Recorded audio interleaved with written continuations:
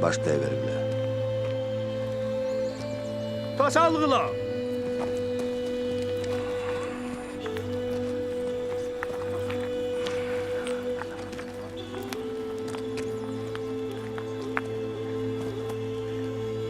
Аксакалдар сотунун адам тагдырын чечүүгө укугу барбы же алар жоопкерчилигинен аша чаап кетишеби? Учурда дал ушул маселе элдин кызуу талкуусунда. Дегеним декабрдын башында Соголук районунда 16 жаштагы кыз зордукталып, анын үстүнө токмоктолуп ооруканага түшкөн. Шектүү кармалып, камакка алынганы менен Аксакалдар соту шектүүнүн бүтүндөй үй бүлөсүн айылдан чыгып кетүүгө аргасыз кылышкан. Укук коргоо органдары бул мыйзамсыз чечим болгонун расмий билдиришкен. Бирок милициянын сөзү Аксакалдар сотуна жана айылдын тургундарына өткөн эмес. Андыктан бүгүнкү чыгарылышта Аксакалдар соту деген эмне, алардын милдеттери, жоопкерчиликтери жана статусун түшүндүрүп берүүнү чечтик. Сиздер менен мен Наргиз Айсекова. Салам. Аксакалдар сотунун ишин жөнгө сала турчу Кыргызстанда атайын өзүнчө мыйзам бар. Анда Аксакалдар сотунун иш тартиби, курамы, милдеттери, жоопкерчилиги ийне жибине чейин жазылган. Аталган мыйзамдын эң биринчи беренесинде эле Аксакалдар соту юридикалык жак болуп эсептелбейт жана юстиция органдарында катталууга алынбайт деп так көрсөтүлгөн. Ата салтын билбеген акмактар десе. Аксакалдар соту үрп-адат, салт сана, адеп ахлакка таянып иш алып барышат. Бирок эң биринчи кезекте алар Кыргыз Республикасынын мыйзамдарына таянып, конституция жана башка ченемдик укуктук актылардын негизинде иштөөгө милдеттүү. Бул деген алардын чечими эч бир мыйзамга каршы келбеши керек дегенди түшүндүрөт. Аксакалдар соту жарандардын ортосундагы майда чүйдө пикир келишпестиктерди жоюуда, орчундуу эмес маселелерде гана роль ойной алышат. Башка арга болбоду, Азирет Эмир. Тактап айтканда, 7 багыт боюнча гана иш алып бара алышат. Биринчи үй бүлөлүк, мүлктүк талаш тартыштар, анын ичинде мүлктүк карыздарды төлөтүүдө, мүлктү башка бирөө мыйзамсыз ээлеп алса, аны кайра кайтарып алууда, ижаралык төлөмдү өндүрүүдө, зыян келтирилген мүлктүн ордун толтурууда, жубайлардын жалпы орток мүлкүн бөлүштүрүүдө, нике кыйдыруудагы каада салттар боюнча талаш тартыштарга кийлигише алышат. Экинчиден, эгер ата-эне же үй бүлөнүн башка мүчөлөрү балдарын бакпай, тарбиялабай, кароосуз таштап салган учурда Аксакалдар сотун жардамга чакырса болот. Кимге да коюп атыптыр? Койнундагы аялына.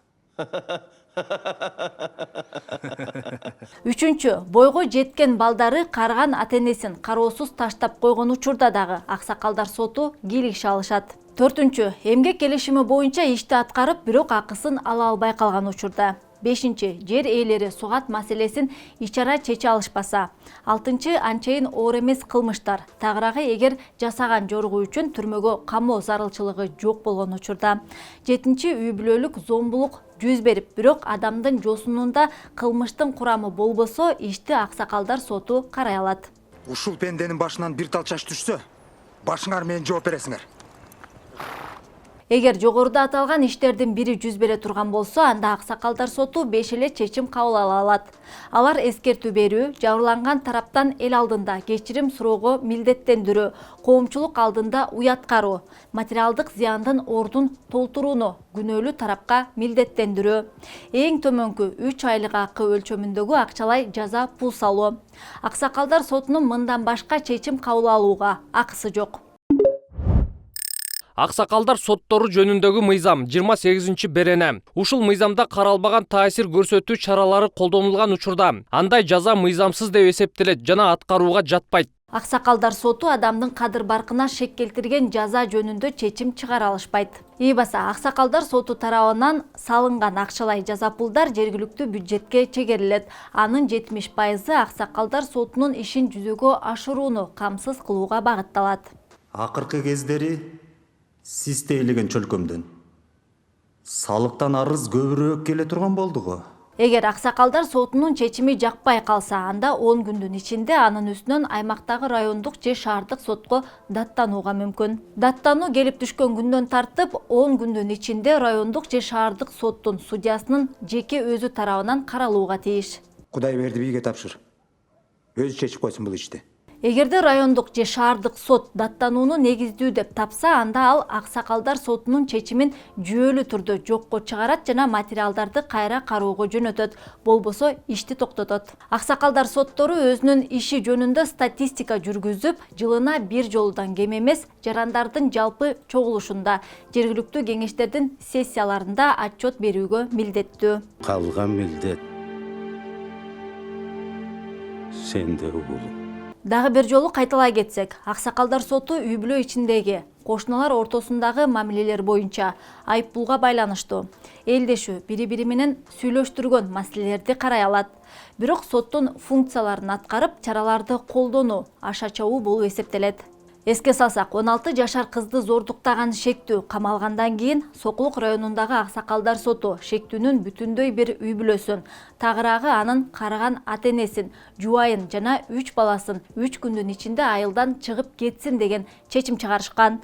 Бирок Аксакалдар сотунун бул чечими мыйзамсыз болгон. Анткени сотсуз жазалоо улуттук да, эл аралык да нормаларга дал келбейт. Анткени оор кылмыштар боюнча териштирүү жүргүзүү жана жазалоо укук коргоо органдарынын соттун милдети. Эгерде өзүнө ыйгарылбаган мамлекеттик функцияларын алсаң, ал боюнча дагы жаза бар. Эртең ууруга, көчөгө бөлүнүп чыгып кетиши мүмкүн. Ошондуктан мыйзамдуулук менен жашайм деген өлкөдө мыйзамда көрсөтүлгөндөй тартип менен жоопкерчиликке тартылат. Мыйзамда болсо Аксакалдар соту оор кылмыш иштерине аралаша албайт деп так көрсөтүлгөн. Эксперттердин баамында Аксакалдар соту ыйгарым укуктарынан аша чапкан учурлар мамлекеттин укуктук системасына доо кетирет. Аксакалдар соту кайсы бир ишти кароого жергиликтүү кеңештердин сунуштамасы, администрациялык жаза берүү укугуна мамлекеттик органдардын же анын кызмат адамынын берген иши, сот, прокурор жана кылмыш иштерин кароо укугуна башка укук коргоо органдары тарабынан өткөрүлүп берилген материалдар, жарандардын арызы, башка аксакалдар сотторунун арыздары негиз болуп бере алат. Көрдүңүзбү? Уурусу күчтүү болсо ээсин доого жыгат дейт. Жанагы терс аягыңарды атка тескери мийип алып кетебиз. Ишти кароодо Аксакалдар сотуна тартылган адам, жабырлануучу, күбөлөр сурак беришет же алардан түшүнүк алынат. Анын жыйынтыктары боюнча текшерүү жүргүзгөн адам корутунду жазат. Анда иштин нукура жагдайы, жасалган жоруктун себептери, Аксакалдар сотуна тартылган адам жөнүндөгү маалыматтар көрсөтүлөт. Эл уксам эмне дейт? Туугандарчы эле бүтүрбөйдү. Иш каралып жаткан учурда Аксакалдар сотунун мүчөсү протокол жүргүзөт. Ага соттун курамы, иштин мүнөзү, сотко катышкан адамдар жөнүндө маалыматтар, алардын арызы жана кыскача сөзү, түшүндүрмөсү, расмий өтүнүчү жана кабыл алынган чечим камтылууга тийиш. Аксакалдар сотунун чечими ишти кароого катышкан соттун бардык мүчөлөрүнүн көпчүлүк добушу менен кабыл алынат. Чечимге макул болбогон соттун мүчөсү өзүнүн өзгөчө пикирин жазуу жүзүндө берет жана ал чечимге тиркелиши керек. Убада шарты ушунда. Аксакалдар сотторунда ишти териштирүү акысыз жүргүзүлөт. Эгер Аксакалдар сотунун мүчөсү талашып тартышкан тараптардын жакын тууганы болсо, ошондой эле ал каралып жаткан иштин жыйынтыгына кызыктар деп эсептөөгө негиз берген башка жагдайлар болсо, ал материалдарды кароого катыша албайт.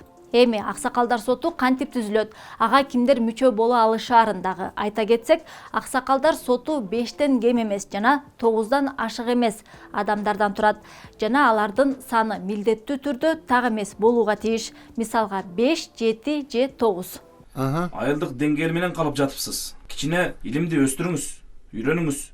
Аксакалдар сотунун курамына 50 жашка чыккан, орто мектепти бүтүргөн, талапкерлиги көрсөтүлгөн жерде 5 жылдан кем эмес жашаган, соттуулугу жок, калк арасында урмат сыйга жана кадыр баркка алдына коюлган милдеттерди аткарууга жөндөмдүү Кыргыз Республикасынын жарандары шайлана алышат. Аксакалдар сотунун мүчөлүгүнө талапкерлер жергиликтүү өз алдынча башкаруу органдары тарабынан көрсөтүлүшөт. Кагыстыгы, зирек акылы менен Эрежеге ылайык ар бир айылдык аймакта же болбосо бир айыл өкмөтүндө бир аксакалдар соту болушу абзел. Аксакалдар сотун түзүүдө адамдардын санына дагы карашат. Эгерде тургундардын саны 25 миңден ашпаса, бир аксакалдар соту жетет. Ал эми тургундардын саны 25 миңден 50 миңге чейин болсо, 2 аксакалдар соту иштеши мүмкүн. Кичи райондору бар шаарларда аксакалдар соттору тургундардын санына карабастан бир кичи райондо бир аксакалдар соту принциби боюнча түзүлөт. Аксакалдар сотун тандоо демилгесин 50дөн кем эмес жаран көтөрө алат. Добуш берүү ачык жүргүзүлүшү шарт. Аксакалдар сотун тандоо жарандардын жалпы чогулуштарында же жергиликтүү кеңештин сессияларында жүргүзүлөт. Эң көп добуш топтогону жеңүүчү деп табылат. Ушул чоң жыйынга өзүң баш көз болуп бер. Аксакалдар соту 3 жылдык мөөнөткө шайланышат. Ал эми төрагасын жана катчысын аксакалдар сотунун жаңы шайланган мүчөлөрү өзлөрү тандап алышат. Тандалуу алынган аксакалдар соту жергиликтүү кеңештерде катталышат. Дагы бир жолу кайталай кетсем, аксакалдар соту үй бүлө ичиндеги кошуналар ортосундагы майда чүйдө иштерди карап, эскертүү берип, кечирим сураттырып, элдештирип же чоң эмес өлчөмдөгү айыппул салууга гана милдеттүү. Андан башкасы мыйзамсыз болуп эсептелет жана оор кылмыштарга кийлигишүүгө акылары жок. Аксакалдар тууралуу бүгүнкү чыгарылышыбыз пайдалуу жана кызыктуу болду деген үмүттөмүн. Аксакалдар сотуна сиздин көз карашыңыз кандай? Жообуңузду комментарийге жазыңыз. Сиз менен мен Наргиза Асекова болдум. Көрүшкөнчө.